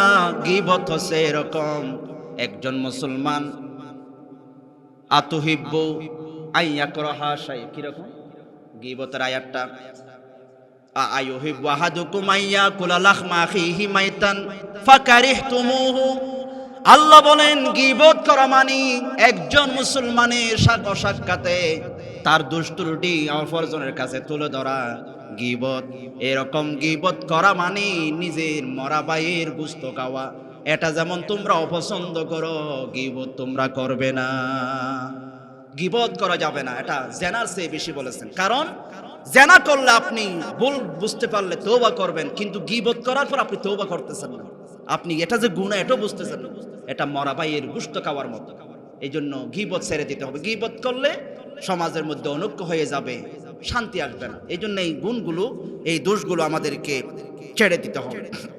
সম্মানিত মুআজ্জাজ হাজিরিন, এখন আসুন আমরা যদি ঐক্য না থাকি, অনৈক্য হয়ে, অনৈক্যের কুফল কি? সমাজে যদি আমরা ঐক্য না থাকি, ব্রাহ্মণডাঙ্গা মানুষ আপনার যদি মিলে মিশে না থাকেন, তাহলে ক্ষতিটা কি? এক নম্বরে ক্ষতি হবে, আমরা যদি মিলেমিশে না থাকি তাহলে আমরা কাপুরুষ হয়ে যাব, প্রভাব থাকবে না। খেয়াল করেন, সমাজের মধ্যে যদি আমরা মিলেমিশে না থাকি আমরা দুর্বল হয়ে যাব, আমাদের কোনো পাওয়ার থাকবে না। ব্রাহ্মণডাঙ্গার মানুষগুলো, সরতির মানুষগুলো যদি সবাই ঐক্যবদ্ধভাবে থাকে, অন্য এলাকার মানুষ আর এখানে মাতাব্বরি করবে না। তারা বলবো ওই এলাকার মানুষ খুবই ঐক্য, কাউকে কিছু করলে আমাদের প্রতিরোধ গড়ে তুলবে, আমরা তাদের সাথে পারবো না। আপনারা যদি ঐক্য থাকেন আপনাদের একটা প্রভাব থাকবে, আপনাদেরকে সবাই সুপুরুষ মনে করবে। আর যদি অনৈক্য থাকেন, একজন অপরজনেরকে ঘৃণা করেন, তাহলে আপনাদেরকে কাপুরুষ মনে করবে। যেখানে মন চায় আপনাদেরকে থাপ্পড় লাগাবে, কেউ কিছু বলবে না। ঠিক কিনা বলেন? অনৈক্য হলে আপনি যে কোনো জায়গায় থাপ্পড় খাবেন, আর ঐক্যবদ্ধ থাকলে আপনাদের দিকে আঙ্গুল তুলতেও ভয় পাবে। ওরা এক, ওদেরকে কিছু করলেই আমাদের খবর আছে। এই জন্য আপনাদের পুরুষত্ব চলে যাবে, কাপুরুষ হয়ে যাবেন যদি আমরা ঐক্য না থাকি। আল্লাহ রাব্বুল আলামিন কোরআনে কারিমে বলেছেন, وَأَطِيعُوا اللَّهَ وَرَسُولَهُ وَلَا تَنَازَعُوا فَتَفْشَلُوا وَتَذْهَبَ رِيحُكُمْ وَاصْبِرُوا إِنَّ اللَّهَ مَعَ الصَّابِرِينَ। জোরে বলেন আল্লাহু আকবার। আল্লাহ বলেন ওয়াতিউল্লাহ, তোমরা আল্লাহর আনুগত্য করো, ওয়া রাসূলাহু, রাসূলের অনুসরণ তোমরা করো, ওয়ালা তানাজাউ, এবং তোমরা একজন অপরজনকে বিবাদে, মারামারিতে, অনৈক্যে তোমরা জড়াবে না। ফাতাফশালু, তাহলে তোমরা কাপুরুষ হয়ে যাবে, মানে তোমাদের কাপুরুষ হয়ে যাবে, তোমাদের শৌখিনতা, একজন পুরুষের যে পাওয়ার, এটা তোমাদের থাকবে না। ওয়াতাযহাবা রিহুকুম, এবং তোমাদের যে শক্তি এটা চলে যাবে। বলছি আপনারা যদি অনৈক্য থাকেন, অন্যরা আপনাদেরকে থাপ্পড়াবে, আপনাদেরকে মারবে, শক্তি থাকবে না। এই জন্য আল্লাহ বলেন ওয়াসবিরু, তোমরা সবর করো, আল্লাহ সবরকারীদের সাথে আছেন। তাহলে এক নম্বর আমরা বুঝলাম, অনৈক্য যদি আমরা থাকি তাহলে আমাদের ঐক্যবদ্ধ না থাকার কারণে আমাদের এলাকার স্বকীয়তা চলে যাবে, আমাদের মান থাকবে না, মান সম্মান থাকবে না। এই জন্য প্রিয় ব্রাহ্মণডাঙ্গাবাসী, আপনাদেরকে ঐক্যবদ্ধভাবে সামাজিকভাবে এক থাকা দরকার আছে না নেই? আরো আসতে বলেন। মনে হয় এখানে কোনো ধরনের সমস্যা আছে নাকি? তো না থাকলে এত আসতে বললেন কোন? বুক খুলে বলবেন আমরা সবাই এক থাকবো। ঠিক কিনা বলে? এক থাকবেন, এক থাকার জন্য চেষ্টা করবেন, প্রয়োজনে কিছু ছেড়ে দিবেন। দুই নম্বরে যদি আমরা ঐক্য না থাকি তাহলে আমরা নির্যাতিত হব। যে মানে আপনি দূরে গেলেও আপনাকে সম্মান করবে না, আপনাকে থাপ্পড় লাগাইয়া ফাটাইয়ে দিবে, যা চলে যা, ব্রাহ্মণডাঙ্গার মানুষ, তোদের কোনো মান নেই। আপনি নির্যাতিত হবেন, মায়ের খাবেন যদি আপনি ঐক্য না থাকেন। আপনারা আমার মুসলমান ভাইয়েরা, আমাদেরকে ঐক্যবদ্ধ থাকতে হবে। ঐক্যবদ্ধ যদি আমরা না থাকি আমাদেরকে একে একে দুর্বল করে ফেলবে, আমাদেরকে যে কোনো কেউ নির্যাতন করবে। আমি আপনাদেরকে একটি গল্প হলো, মজার কিছু কাহিনী আছে, মজার কিছু কথা আছে, শুনাই। 25/4/2003, এপ্রিলের 25 তারিখে 2003-এর একটা পত্রিকা যুগান্তর, এটা আমার কাছে যে কোনো জায়গায় মানে ছিল এরকম কাগজের মধ্যে, আমি কোনো কারণে বের করলাম, দেখলাম 3 সালের পত্রিকা। এখানে একটা প্রবন্ধ দেখলাম। প্রবন্ধটা লিখেছেন মাওলানা আব্দুল মান্নান, কে জানি না, লিখছেন। প্রবন্ধটার মধ্যে তিনি লিখেছেন উকিলতুল ইয়াউমা উকিলাস সাউরুল আবিয়াদু, এটা হচ্ছে হেডিং। আমি এটা পড়লাম, কি আছে দেখি। উকিলতুল ইয়াউমা উকিলাস সাউরুল আবিয়াদু, আমাকে সেদিন খাওয়া হয়েছে যেদিন সাদাটাকে খাওয়া হয়েছে, সাদা শার্টটাকে খাওয়া হয়েছে, আমাকে সেদিন খাওয়া হয়েছে। পুরা ঘটনা আমি পড়লাম, গল্পটা পড়লাম। এটা আরবের একটা গল্প। একটা বনের মধ্যে 3টা ষাঁড় থাকে, ষাঁড় মূর্ধন্য সগাসা ডমড ডোয়ারকে ষাঁড়, সাউরুন ছেলে ছোট ছোটরা বুঝবে, অক্স মানে যে বনের মধ্যেই বড় বড় মোটা মোটা গরুর মতো থাকে, এইরকম ষাঁড়, 3টা ষাঁড় বনের মধ্যে থাকে। পাহাড়ি গরু, মোটা তাজা, ওরা একসাথে থাকে। একটা লাল, একটা কালো, একটা সাদা, 3টা বন্ধু। ওরা বলে, ভাই একজন অপরজনকে ছেড়ে যাব না, আমরা একসাথে থাকবো, একসাথে মরবো, একসাথে খাবো। ঠিক আছে ভাই, আমরা এক ঐক্যবদ্ধ থাকবো। এখন এই বনের মধ্যে একটা থাকে বাঘ। বাঘ যখন এদেরকে দেখছে, খাওয়ার খুব লোভ হয়েছে। এখন বাঘ একদিন চেষ্টা করে দেখলো ওদেরকে খাওয়া যায় কিনা। বাঘ একদিন তাদের প্রতি আক্রমণ করলো, ষাঁড়ের প্রতি। এই ষাঁড় 3টা 3 দিক থেকে আক্রমণ করে বাঘকে পরাস্ত করে ফেলেছে। বাঘ পালিয়ে যেতে বাধ্য হয়েছে। ঠিক কিনা বলেন? যত বড় শক্তি হোক না কেন, মুসলিমরা যদি ঐক্যবদ্ধভাবে ডাক দেয়, ঐক্যবদ্ধভাবে যদি দাঁড়িয়ে যায়, বাতিলরা পালাতে বাধ্য হবে, তারা দাঁড়াতে পারবে না। ঠিক কিনা বলে? নারায়ে তাকবীরের স্লোগান তুলে যুগে যুগে মুসলমানদের বিজয় হয়েছে। গতকাল শান্তা রহমান জকসু, সেখানের একটা শান্তা রহমান নামক একজন মেয়ে, এই মেয়েটা একটা প্রোগ্রামে যখন নারে তাকবীর আল্লাহু আকবরের স্লোগান তুলেছেন, যারা তার চতুর্পাশের ছিল তারা তার থেকে মাইক কেড়ে নিয়েছে এবং তারা তাকে বুয়া বুয়া বলে তাকে বেইজ্জত করেছে, তাকে অপমান করেছে শুধুমাত্র আল্লাহর নাম নেওয়ার কারণে। ঠিক কিনা বলে? আল্লাহর নাম নেওয়ার কারণে তাকে বেইজ্জত করেছে। এবং গতকালের ফলাফল আপনারা দেখেন, জকসু এই শান্তা রহমান, এই মেয়েটা প্রত্যেকটা কেন্দ্রে 39টা কেন্দ্রের মধ্যে সব কেন্দ্রে এই নারায়ে তাকবীর বলা মেয়েটা ফার্স্ট হয়েছে। জোরে বলে আল্লাহু আকবার। এটা নারায়ে তাকবীরের স্লোগান। বিজয় হওয়ার পরে এই মেয়েটা এমন স্লোগান তুলেছেন, এই স্লোগান শুনে এমন কোন মানুষ ছিল না চোখের পানি ফেলে নাই। নারায়ে তাকবীর তুলেছেন খেদে খেদে। তিনি বলেছেন, এই নারায়ে তাকবীরের কারণে আমি অপমানিত হয়েছি। এই নারায়ে তাকবীর চলবে। জাকসু রাকসু ডাকসুতে নারায়ে তাকবীরের আওয়াজ তুলতে দেয় নাই, সেখানে আজকে নারায়ে তাকবীরের আওয়াজ শুরু হয়ে গেছে। এখান থেকে ধারাবাহিকতায় আগামীর বাংলাদেশ, সারা বাংলাদেশ ঐক্যবদ্ধভাবে নারায়ে তাকবীরের স্লোগান উঠবে। ঠিক কিনা বলো মুসলমান?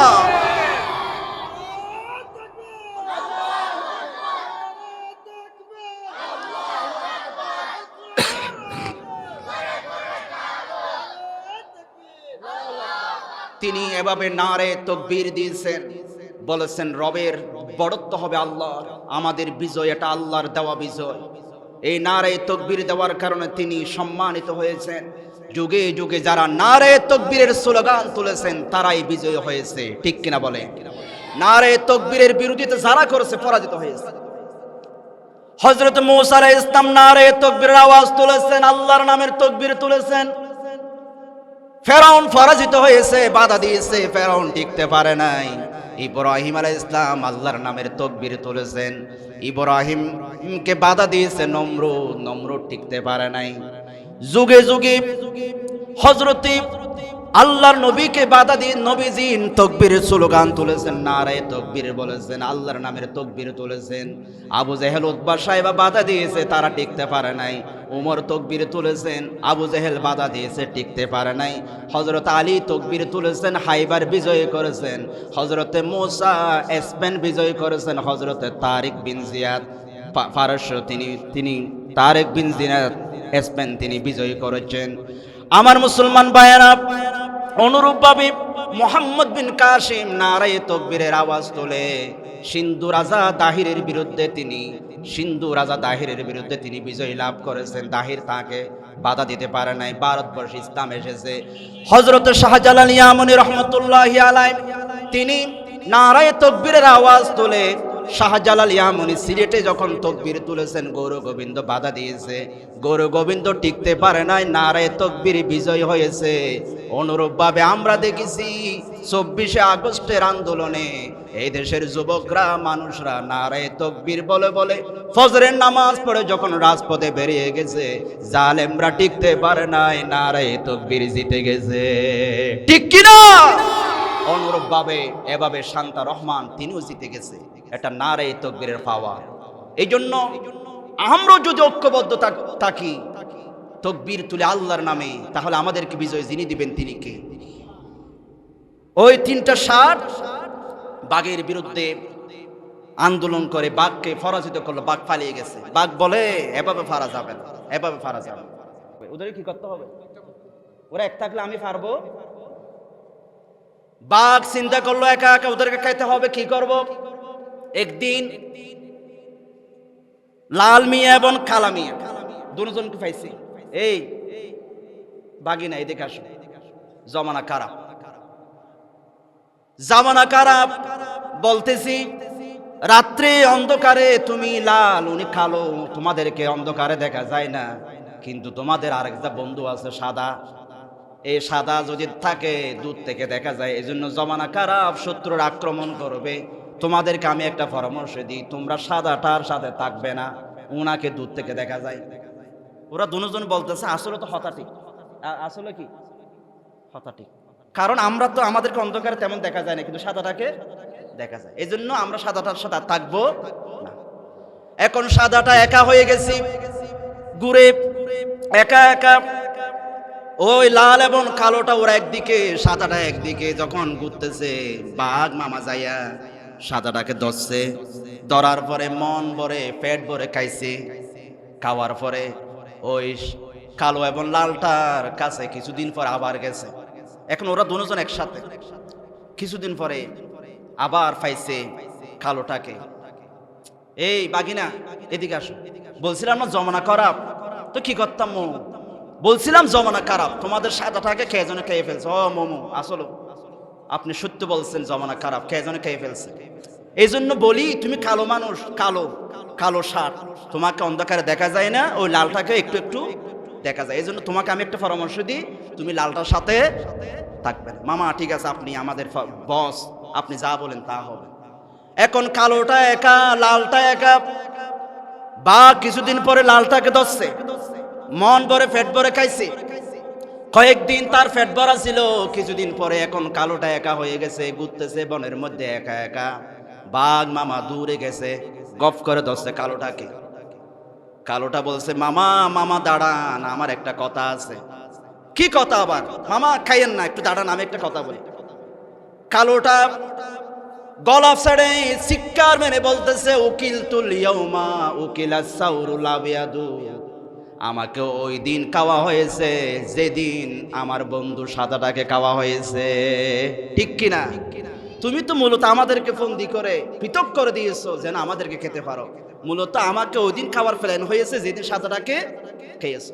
এই জন্য সারা বিশ্বে কাফেররা একের পর একবার আফগানিস্তানে হামলা করে। আমেরিকা পাকিস্তানকে বলে তোমরা আমাদের বন্ধু, আমি আফগানিস্তানে জঙ্গি মারতেছি। পাকিস্তান বলে আসলে তো ঠিক, মামা ঠিক আছে, আপনি মারেন, অসুবিধা নেই, আমরা আপনার পক্ষে আছি। কিছুদিন পরে ইরাক মারতেছে, এই তোমরা মাতবা না, আমি ওকে শেষ করব। এখন যার যার মতো করে আনন্দ করতেছে। এখন ইরানকে দেওয়ার জন্য তারা চেষ্টা করতেছে। ঠিক কিনা বলে? মূলত ওদের টার্গেট একটা, আমাদেরকে পৃথক করে দিয়ে ওরা সারা বিশ্বে শাসন করার জন্য ওরা চেষ্টা করতেছে। এটা হচ্ছে কাফেরদের মিশন। এই জন্য আমাদেরকে ঐক্যবদ্ধ থাকতে হবে। আমরা যদি ঐক্যবদ্ধ না থাকি, আমরা নির্যাতিত হব। আজকে সারা বিশ্বে মুসলমানরা নির্যাতিত হওয়ার একটাই কারণ, আমরা ঐক্য নেই। এক দেশকে, মুসলমান দেশকে সম্মান করে না, দেখাশোনা করে না।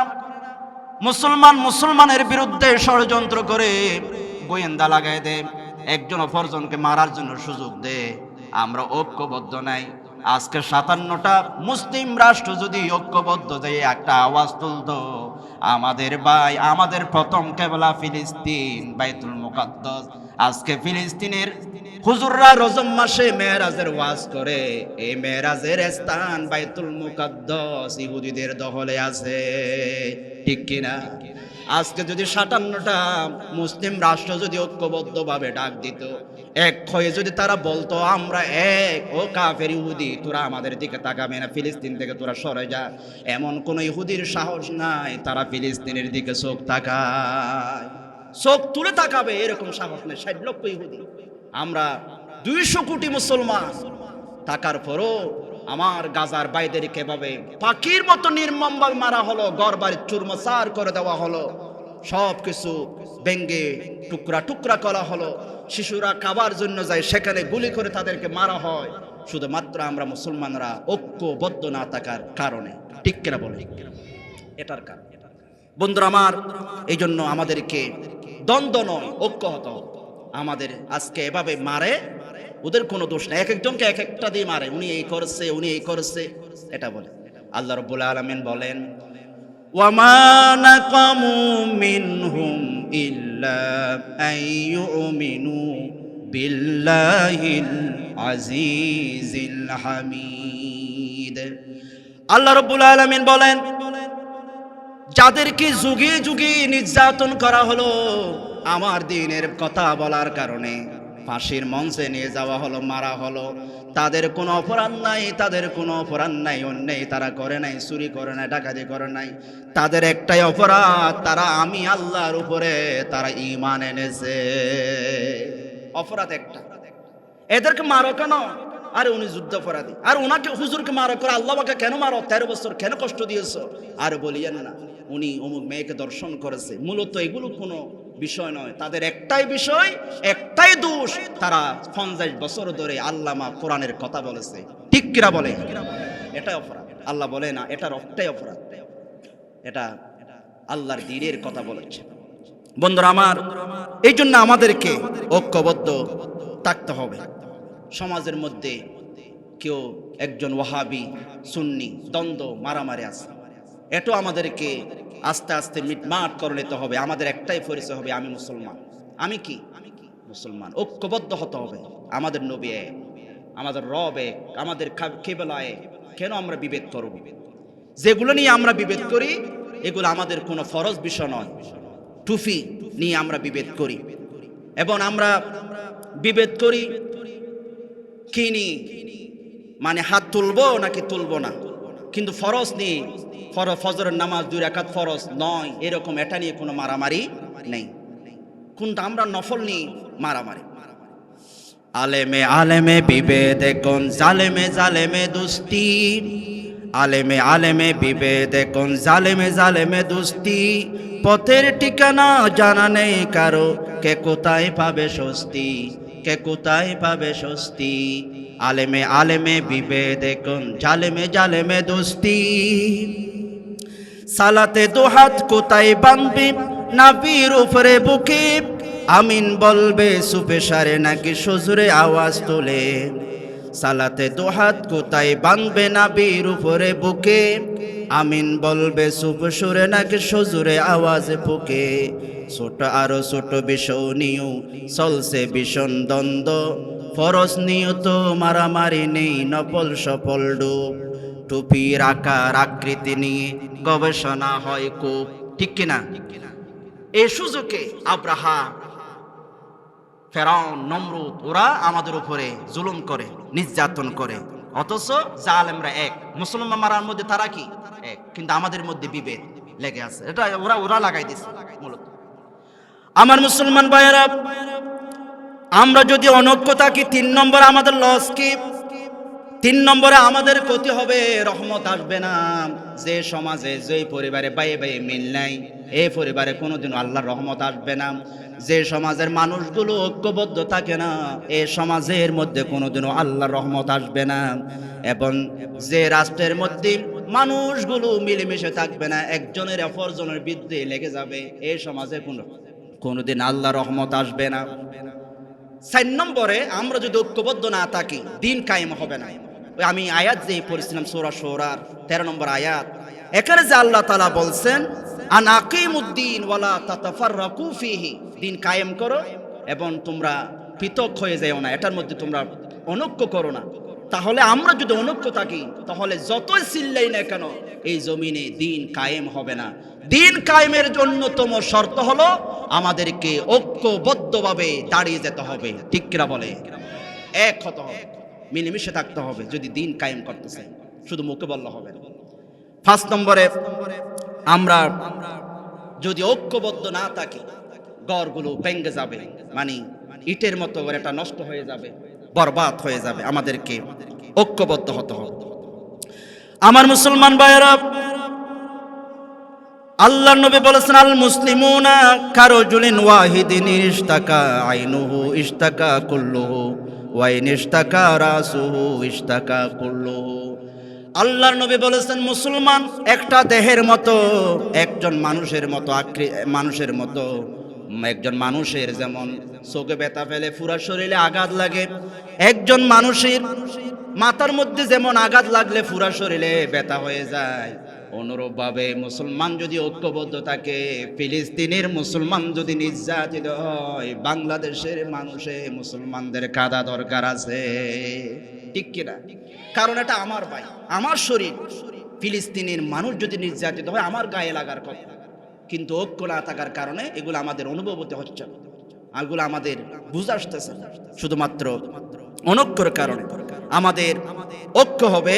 আমরা আমাদের কোরআন হাদিস এগুলো হচ্ছে আমাদের ঐক্যের মানদণ্ড, এবং তাকওয়া হবে আমাদের ভিত্তি, হবে তাকওয়া, আল্লাহর ভয়। এটার উপর আমরা ঐক্যবদ্ধ থাকতে পারি। এবং আমাদেরকে দোনো পার্টি, তিনো পার্টি সবাই মিলে যেন আমরা ঐক্যবদ্ধ থাকতে পারি, একটা গ্রহণীয় মত আমাদেরকে খুঁজে বের করতে হবে। আমাদের একটাই পরিচয় হবে আমরা মুসলমান, আমাদের একটাই পরিচয় আমরা কি মুসলমান, এটা পরিচয় হতে হবে। কারণ আল্লাহ রাব্বুল আলামিন বলেন ইয়া আইয়ুহাল্লাযীনা আমানুত্তাকুল্লাহা হাক্কা তুকাতিহি ওয়া লা তামুতুন্না ইল্লা ওয়া আনতুম মুসলিমুন। খেয়াল করে দেখেন আল্লাহ রাব্বুল আলামিন বলছেন শোনো শোনো ঈমানদাররা, তোমরা মরো না, তোমরা মরো না। ও আল্লাহ, না মরে কোথায় যাব? মরতে হবে। আল্লাহ বলেন মরো না, যদি মরতে হয় তোমরা মুসলমান হয়ে মরো, ইল্লা ওয়া আনতুম মুসলিমুন, মুসলমান হয়ে মরো। এই জন্য আমাদেরকে মুসলমান হয়ে মরতে হবে। আল্লাহ পাক এখানে অমুক দল হয়ে মরো, অমুক দল হয়ে মরো এটা বলে নাই। আমাদেরকে একটাই টার্গেট হবে, আমার ব্যক্তিগত জীবন, আমার পারিবারিক জীবন, আমার রাষ্ট্রীয় জীবন, আমি যেন মুসলমান হয়ে চলতে পারি। আমাকে মুসলমান হয়ে দুনিয়া থেকে যেতে হবে, ঠিক কিনা? এটাই হবে আমাদের ঐক্যবদ্ধের সিঁড়ি, মুসলমান, আমি মুসলমান। কারণ আল্লাহ বলছেন মুসলমান না হয়ে মরবা না। মুসলমান না হয়ে যদি মরো, মুসলমান না হয়ে যদি মরো মাইরাজ, মুসলমান হয়ে তোমাদেরকে মরতে হবে। সম্মানিত মুআজ্জিজ হাজিরিন, ঐক্যবদ্ধ থাকার পদ্ধতি আমরা কিভাবে ঐক্যবদ্ধ থাকতে পারি? 1 নম্বরে আমরা ঐক্যবদ্ধ থাকতে পারি, মতভেদ থাকলেও বিভেদ করা যাবে না। মতভেদ থাকবে, বিরোধ থাকবে, বিভেদ করা যাবে না। হাবলুল্লাহর ভিত্তিতে, হাবলুল্লাহর ভিত্তিতে, এই কোরআনের ভিত্তিতে আমাদেরকে ঐক্যবদ্ধ থাকতে হবে। 2 নম্বরে পারস্পরিক শ্রদ্ধাবোধ থাকতে হবে। 3 নম্বরে ভ্রাতৃত্ববোধ জাগ্রত করতে হবে। আমি অনৈক্য কেন থাকবো? এরা আমার ভাই, এরা আমরা মিলেমিশে থাকবো, ভাই ভাই হয়ে মিলেমিশে থাকবো। 4 নম্বরে সাহাবীদের মতো ভালোবাসা আমাদের ভিতরে তৈরি করতে হবে। 5 নম্বরে হিংসা করা যাবে না, হিংসা করা যাবে না। হিংসা মারাত্মক একটা কাজ। আমরা যদি হিংসা মুক্ত থাকতে পারি, একজন সাহাবী নবীজি মসজিদে নববীতে ওয়াজ করতেছেন, একজন লোক উযু করে ঢুকতেছে, নবীজি বলেন উনি জান্নাতি। পরের দিন লোকটা আবার ঢুকতেছে, নবীজি বলেন উনি জান্নাতি। আরেক দিন আবার ঢুকতেছেন, নবীজি বলেন উনি জান্নাতি। একজন সাহাবী ওনার পিছে পিছে গেলেন, করে দেখি কি করে, কোনো কাজ করে না, শুধুমাত্র ফরজ নামাজগুলো যথাযথভাবে আদায় করে। ওনাকে বললেন ভাই আপনি কি করেন? রাসূল 3 দিন ধরে আপনাকে জান্নাতি বলেছে। উনি বলেন আমি তো তেমন কিছু করি না, কিন্তু আমি ঘুমানোর সময় সারাদিন মানুষের প্রতি যে হিংসা ছিল, বিদ্বেষ ছিল, আমি সবগুলো মাফ করে দিই। মানুষের প্রতি কোনো ঘৃণা রাখি না, মানুষের প্রতি হিংসা রাখি না। ওই সাহাবী বলেন তাহলে বুঝেছি, তুমি যে মানুষদেরকে মাফ করে দাও, হিংসা করো না, এর কারণে আমার নবীজি তোমাকে বারবার জান্নাতি বলেছে। জান্নাতি হতে হলে আমাদেরকে হিংসা বিদ্বেষ করা যাবে না। সাহাবীদের মতো আমাদেরকে ভালোবাসা নিয়ে থাকতে হবে। অনৈক্যের কারণ কি? অনৈক্যের কারণ হচ্ছে সবাই ঐক্য চায় কিন্তু কেউ ছাড় দেয় না। হুজুরও বলে আমি ঐক্য চাই, উনিও বলে আমি ঐক্য চাই, এখন যদি মিটমাট করতে চাই উনি বলেন না আমার পথে আমি এক, উনি বলে ওনার পথে, কেউ ছাড় দেয় না। এই জন্য অনৈক্য হয়। ছাড় দিতে হবে, যদি মিলেমিশে থাকতে চান ছাড় দিতে হবে, এটা খেয়াল করবে। 2 নম্বরে আসাবিয়তের কারণে। আসাবিয়ত মানে আমি সারা, এক গোত্র বলে আমি সারা, আরেক গোত্র বলে আমি সারা, এক লোক বলে আমি সারা, আরেকজন বলে আমি সারা। এই আসাবিয়তের কারণে মানুষ ঐক্য হতে পারে না। অনৈক্যের একটা কারণ আল্লাহ বলে ইন্না আকরামাকুম ইনদাল্লাহি আতকাকুম, আল্লাহর কাছে সবচেয়ে বেশি সম্মানী ওই মানুষটা যে সবচেয়ে বেশি আল্লাহকে ভয় করে। কাকে ভয় করে? আল্লাহর ভয়। 3 নম্বরে দুশমনদের চক্রান্ত। আমরা যে অনৈক্য, এটার কারণ হচ্ছে আমাদের বিরোধী যারা আছে তারা চক্রান্ত লাগাইয়ে দেয়, একজনের কথা একজনকে লাগাইয়া বলে উনি তোমাকে গালি দেয়, উনি তোমাকে গালি দেয়, এটা বলে আমাদেরকে অনৈক্য করে রাখে। এটা কাফেরদের দুশমনদের চক্রান্ত। 4 নম্বরে মাযহাব বিতর্ক, এটা নিয়ে আমরা অনৈক্য লেগে যাই। মূলত ইমামরও হাদিস মানে, আমরা এটা নিয়ে কোনো বিতর্ক করব না, তারা হাদিস থেকে বিভিন্ন বিষয় বের করেছেন। মূলত আমরা ঐক্যবদ্ধ হয়ে থাকব। ঐক্যবদ্ধ হয়ে যদি আমরা থাকি, আমাদের সমাজে যিনি দয়া করবেন তিনি কে? যিনি রহমত করবেন তিনি কে?